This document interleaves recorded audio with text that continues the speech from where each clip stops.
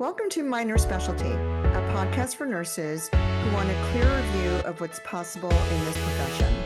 Real nurses, real stories, and real possibilities. Hi, and welcome to My Nurse Specialty. Today, I have a nurse educator with me, and I'm so excited for you to listen to her. And her name is Heather. And Heather, introduce yourself. Yes, I'm Heather Bohman. I'm a nurse educator in San Antonio, Texas. I actually have been a nurse for many years and found myself in education. I just love it. I also am a board certified nurse coach. Wonderful. Now, so your specialty is nurse educator. Tell us what that means. What is a nurse educator? Well, I started off as a bedside nurse in the NICU, actually, right out of nursing school. I was a NICU nurse for many years. And I found that I loved patient education. I absolutely loved patient education. And then I also found that I loved teaching. If there was a new nurse on the floor, I really enjoyed being a preceptor. So I had sort of this planted idea that I liked teaching. And all of my life, people have told me, "Oh, you should be a teacher." And I became a nurse. So anyway, in the back of my mind, I've always had this idea of becoming a nurse educator. And time just passed and I thought, well, why not go get my master's degree in nursing education? So I went back to school, got my master's degree in nursing education. Um, it's an MSN degree that I have. And I started teaching at a local nursing school here in San Antonio. So it does require, usually the people that I work with, they have either a master's degree or a doctorate degree. That is the recommended path. Okay, that sounds great that you started as a NICU nurse. And so now what are you teaching? What is your um students Well, what do they do? What is it? You're well, not teaching them NICU, right? well, actually, I kind of am. So NICU is not something that's taught in the main curriculum of regular nursing, but I do teach all of the OB and maternal child subjects. So it's really wonderful. I love being a nurse educator because I can take what I learned at the bedside and all of those skills, and then I can transfer it over to my students. And some of my students they want to become a NICU nurse or they want to be an L&D nurse, and they know that they can come to me with extra questions about maybe that particular specialty. But my school is somewhat unique. In the state of Texas, we have concept-based curriculum. So as an educator and a concept-based curriculum, I actually teach many different subjects. So I love it. I love it because I teach things in intracranial regulation and seizure disorders, as well as OB's topics, a variety of things. So I never get bored. And I feel like there's always something from my life experience that just ties in, and I can really help my students relate to what's going on. Oh, that's so great. And tell me, so is it all in the classroom or are you actually then going to the clinic sites as well? Well, you know about clinical educators as well, right? So I am a full-time faculty member, which means at my school, I have 1 day a week that I'm in the hospital.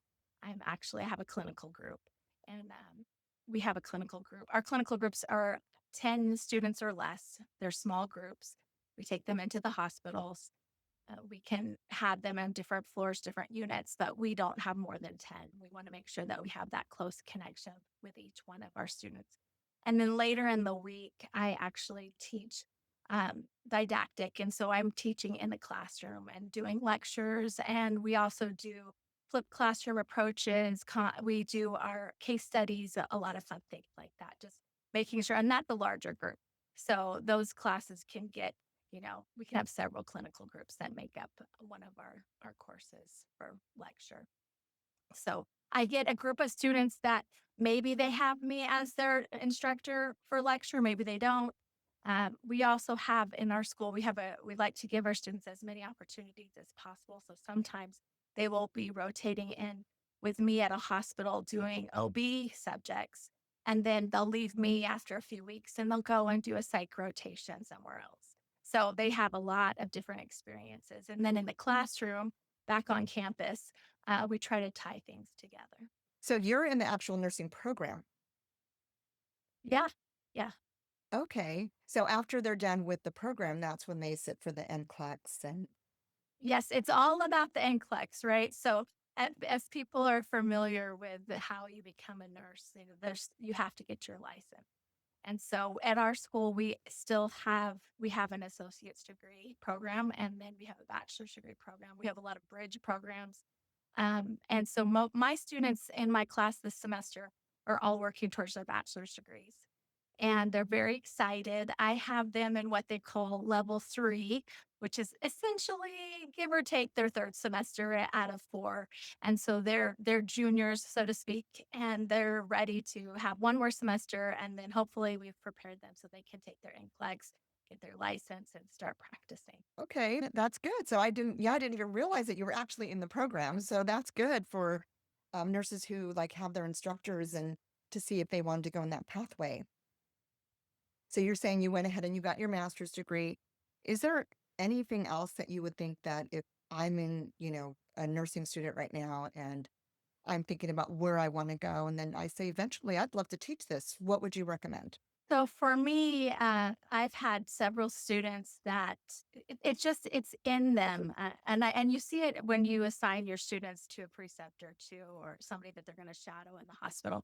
There seems to be people who just love to teach, and I know for me, often it was if I had a 12-hour shift. I enjoyed my 12-hour shift when I got to spend 6 of it with a student. I just made the time fly, and I got to share a lot of these things with them. So, I think if you're interested in education, there's a way. And we do have a nursing faculty shortage. So, there are a lot of different routes to get people involved in nursing education.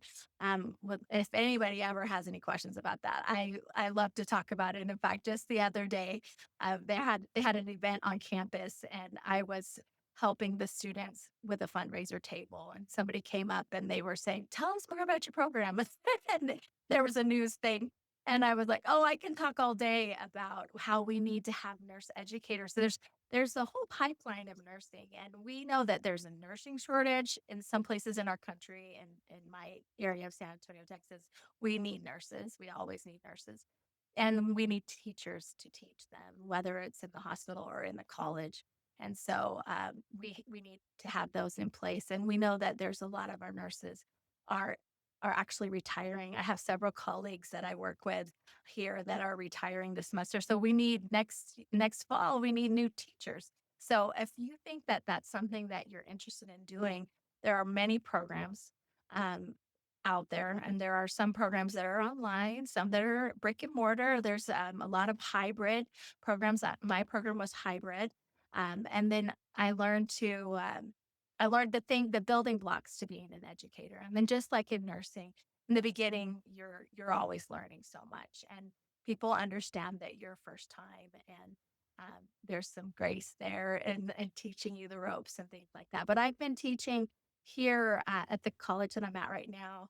This is my 4th semester at this school, and just finishing up, actually. We have finals next week. And I feel like, after a couple of years, you really get to know the material, you feel more confident, and it's great, and there's many paths to becoming a nurse educator. I think and at our school, we have some individuals who are nurse practitioners who they already have that master's degree because they took, that route, and they just come right into education, and then a lot of them are getting their doctorates with an emphasis in education. So there are different paths to get there. The minimum requirement is a master's degree, and there are many programs to get there. Okay. So it's interesting to me that you're teaching in the area, like starting with the NICU and the OB area. Is that how it works? Like if somebody wants to go into the area of teaching and they're working pediatrics, should they be looking at going to pediatrics or are there other avenues that they can do? Well, when I was interviewed for this specific position, and I've worked at other schools also, they do ask, "What's your experience?" And so I have taught leadership. I have taught just basic med surge. I've taught different things. because I do have experience in those areas. And the schools usually are looking to say, we have a need. We want somebody that can lead the topic of OB, maternal health. And then they're looking for people who can specialize in that. There's usually something that people, if you've been a nurse for any amount of time, you have something that is more uh, I would say, up your alley. I always say I love where I teach in the program that I teach. It's just got my name written all over it. And I feel very, very um, fortunate, very blessed to be able to teach the subjects that I do. But that said, our director is very mindful that people might thrive more in level 2 or level 1 or level 4, just where their experience is and where looking at the curriculum and the things that are taught in the different levels. Well, you've kind of been saying it, and it definitely shows that you like where you are. But what is the best part of doing what you do? Oh, well, I love the students. It's always about the students. I have a story not too long ago, a few weeks ago. I was in a hospital and with a group of students, a clinical group, and I was walking into L&D, and coming out of L&D was one of my old clinical instructors. I couldn't believe it. I had seen her for years and years and years, Professor James. And she came out of the double doors I was going towards, and I just stopped in my tracks because this was my instructor. And the one that that I've told everybody about that touched my heart, and I somehow lost touch with her. And when we ran into each other, I stopped her. Look, it's me. You probably don't remember, but you made a big impact on me. And I tell this story to my students, but eh, I think it speaks to teaching.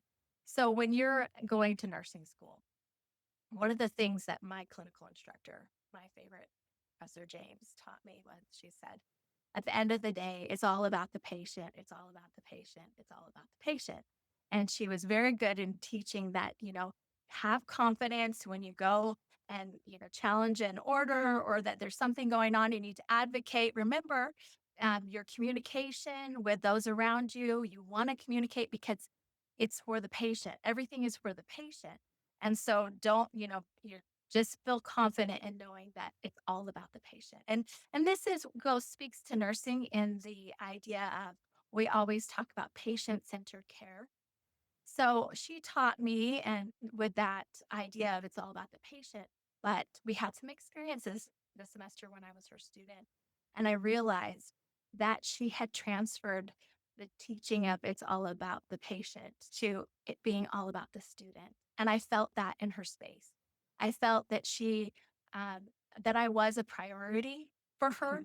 And I felt like she had my back and that I was going to succeed and I was going to accomplish the things that I had in mind. And so when I think about my students, that's what I do. And it's not patient centered care, but I like to think of it as student centered. And so that is my favorite part about teaching is that I can transfer that love that I have for serving as far as like the patient. It kind of goes down to the student and it becomes really, it's a partnership. I cannot, take my students' exams, they have to learn on their own, but I try to help them, and my dad was a teacher also, and he taught elementary school, quite different, but, one of the things that he taught me about teaching was that you need to learn how to do it in many different ways and, to reach many different students. So I like that it's not boring.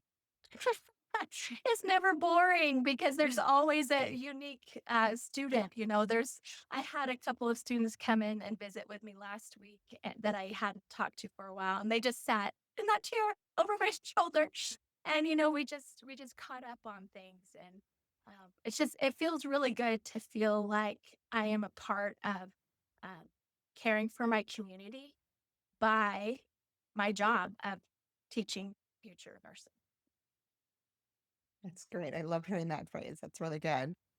So we do have to talk about challenges, though. What would be the challenges of this position? Well, yeah, there are always going to be challenges.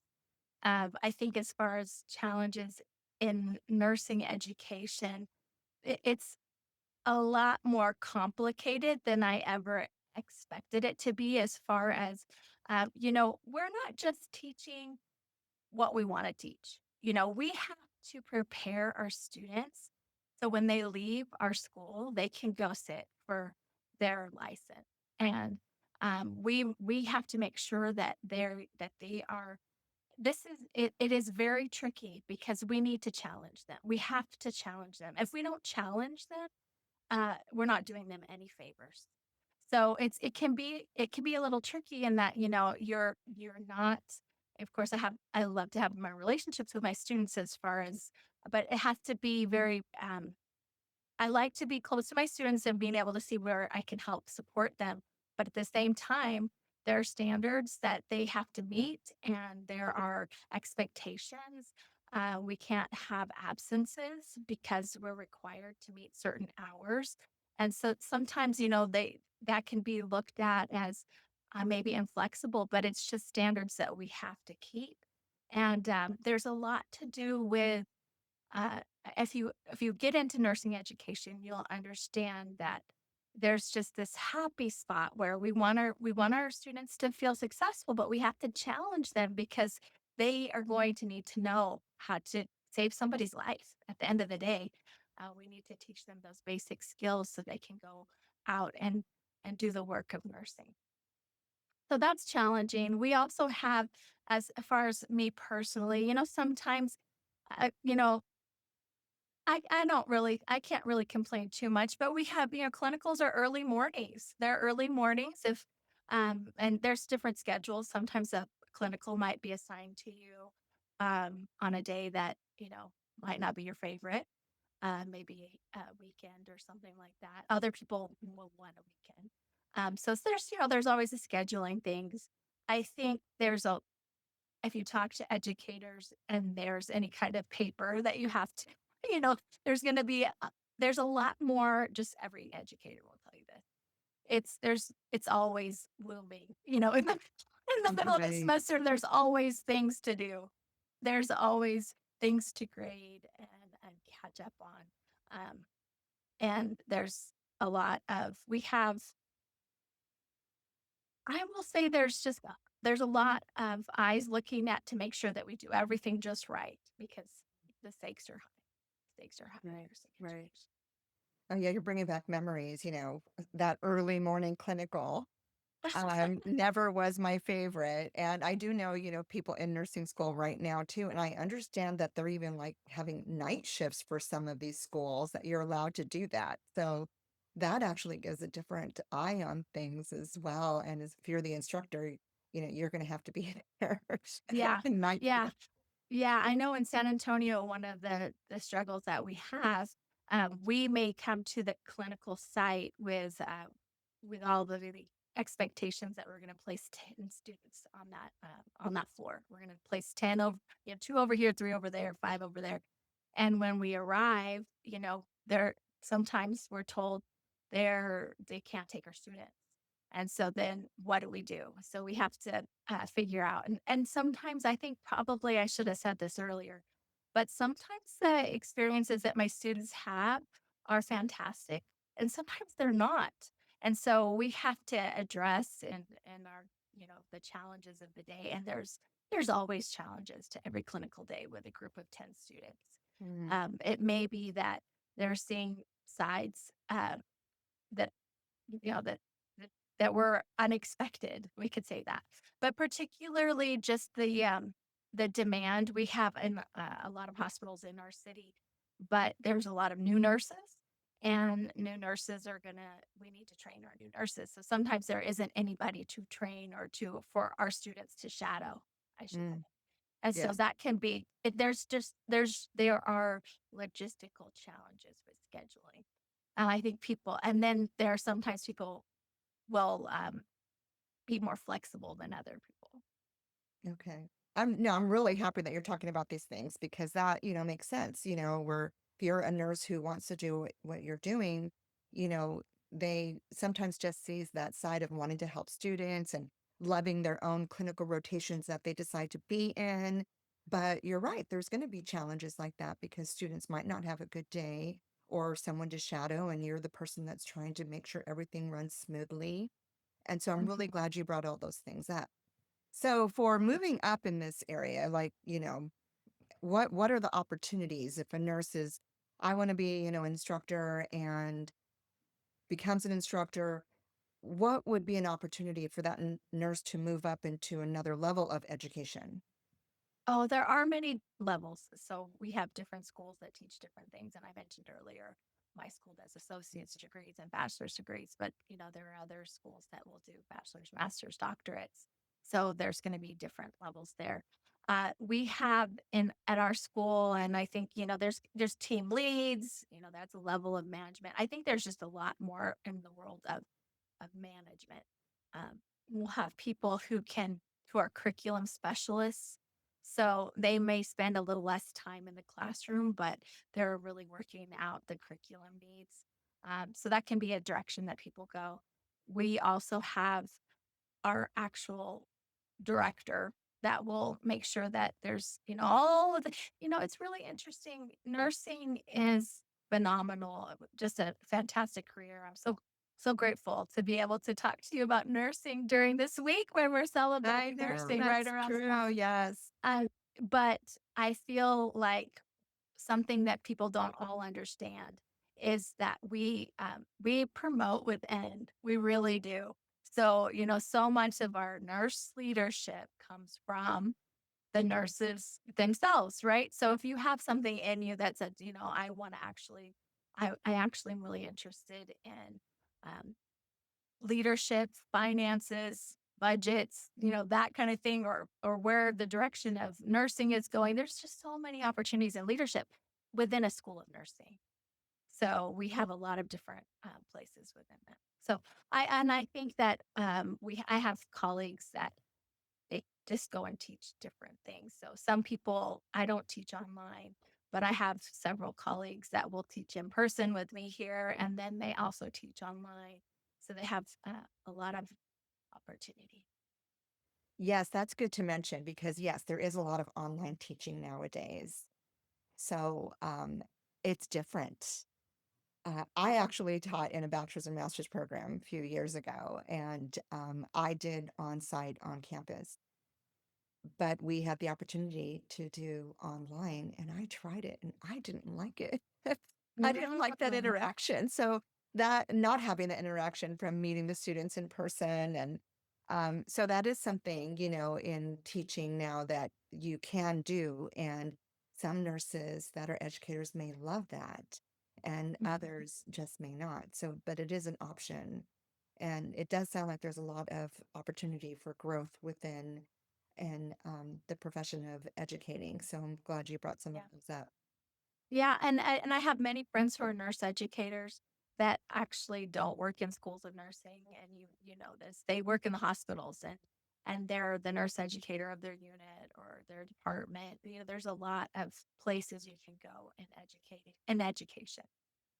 Yeah, true, true. So just a little glimpse in what it is of what you're doing. And so if you had to finish the sentence, this nurse specialty is good for someone who, This nurse specialty is good for someone who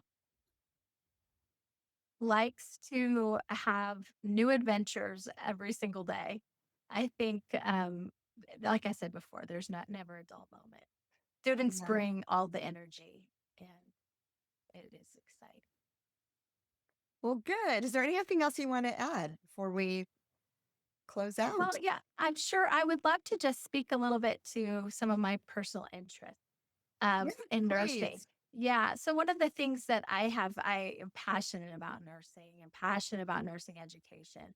And I'm also very aware that with all of our great desires to serve, sometimes we give a little, maybe too much. We're prone to burnout and things like that. And so, one of the things that I'm working on in my studies, and I'm really doing a lot of research on it, is the nurse burnout retention related to nurse educators.